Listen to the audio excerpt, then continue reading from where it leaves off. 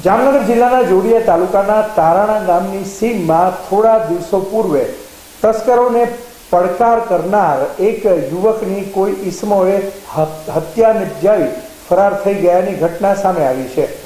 જે હત્યાની ઘટનાનો ભેદ જામનગર એલસીબીએ ગણતરીના દિવસોમાં ઉકેલી નાખ્યો છે।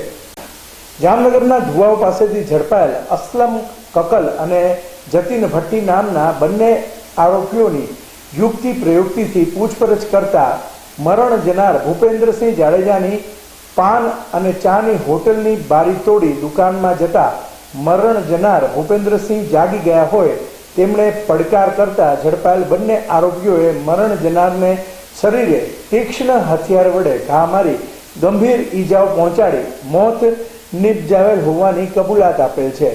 તેમજ જામનગરની બે લૂંટને અંજામ આપેલ તથા ગુનામાં વપરાયેલ બાઇક રાજકોટ શહેરમાંથી ચોરી કરેલ હોવાની કબૂલાત આપી હતી।